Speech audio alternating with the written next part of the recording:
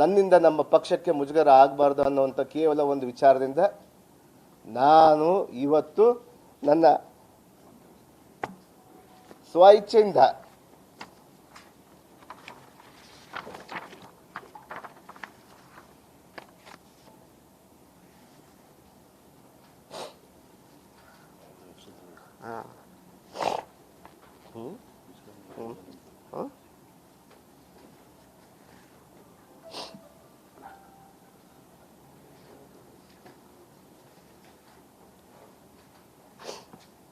ನನ್ನ ಸ್ವ ಇಚ್ಛೆಯಿಂದ ನನ್ನ ರಾಜೀನಾಮೆಯನ್ನು ನಾನು ನನ್ನ ಮುಖ್ಯಮಂತ್ರಿಯವರಿಗೆ ನಾನು ಕೊಡ್ತಾ ಇದ್ದೀನಿ. ನಾನು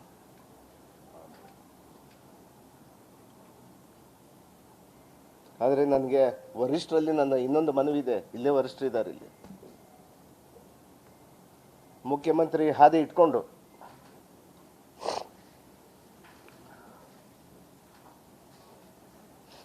ನನಗೆ ಆಗಿರುವಂಥ ಅನ್ಯಾಯವನ್ನು ನಾನು ಮನವಿ ಮಾಡ್ತಾ ಇದ್ದೀನಿ ನಮ್ಮ ವರಿಷ್ಠರ ಜೊತೆಗೆ. ನಮ್ಮ ಖರ್ಗೆಜಿ ಸಾಹೇಬರಾಗಿರ್ಬೋದು, ರಾಹುಲ್ ಗಾಂಧೀಜಿ ಅವರಾಗಿರ್ಬೋದು, ಮಾನ್ಯ ನಮ್ಮ ಮಾಜಿ ಮಂತ್ರಿಗಳಾದ ಸಿದ್ದರಾಮಯ್ಯ ಸಾಹೇಬರಾಗಿರ್ಬೋದು, ನಮ್ಮ ಮುಖ್ಯಮಂತ್ರಿ ಆಗಿರ್ಬೋದು, ಮತ್ತು ಎಂಟೈರ್ ನಮ್ಮ ಇರುವಂಥ ಎಲ್ಲ ವರಿಷ್ಠರಿಗೆ, ಮುಖ್ಯವಾಗಿ ನಮ್ಮ ವೇಣುಗೋಪಾಲ್ ಸರ್ ಅವರಾಗಿರ್ಬೋದು, ಸುರ್ಜೇವಾಲಾ ನಮ್ಮ ಇನ್ಚಾರ್ಜ್ ಜನರಲ್ ಸೆಕ್ರೆಟರಿ ಆಗಿರುವಂಥ ನಮ್ಮ ಸುರ್ಜೇವಾಲಾ ಸಾಹೇಬ್ರಿಗಾಗಿರ್ಬೋದು, ಅವರಿಗೆಲ್ಲ ಕೂಡ ನಾನು ಕೈ ಜೋಡಿ ಮನವಿ ಮಾಡ್ಕೊತಾ ಇದ್ದೀನಿ. ನನಗೆ ಒಂದು ಅವಕಾಶ ಕೊಡಿ. ಇದು ನನ್ನ ಬ್ಲ್ಯಾಕ್ ಮೇಲ್ ತಂತ್ರಗಾರಿಕೆ ಅಲ್ಲ. ನನಗೊಂದು ಅವಕಾಶ ಕೊಡಿ. ನಾನು ಮಂತ್ರಿ ಸ್ಥಾನಕ್ಕೆ ಅಲ್ಲ, ನನ್ನ ಶಾಸಕ ಸ್ಥಾನಕ್ಕೂ ನಾನು ತ್ಯಾಗ ಮಾಡ್ತೀನಿ. ಬನ್ನಿ ಅಖಾಡದಲ್ಲಿ ಹೋಗೋಣ ಅಂತ ಇದೇ ಮನುವಾದಿಗಳಿಗೆ ನಾನು ಚಾಲೆಂಜ್ ಮಾಡ್ತಾ ಇದ್ದೀನಿ, ಸವಾಲನ್ನು ಎಸ್ತಾ ಇದ್ದೀನಿ. ಬನ್ನಿ ಜನತಾ ನ್ಯಾಯಾಲಯಕ್ಕೆ ಹೋಗೋಣ ಅಂತ. ನನ್ನ ಶಾಸಕ ಸ್ಥಾನಕ್ಕೂ ನಾನು ರಾಜೀನಾಮೆ ಮಾಡ್ತಾ ಇದ್ದೀನಿ ಇವತ್ತು.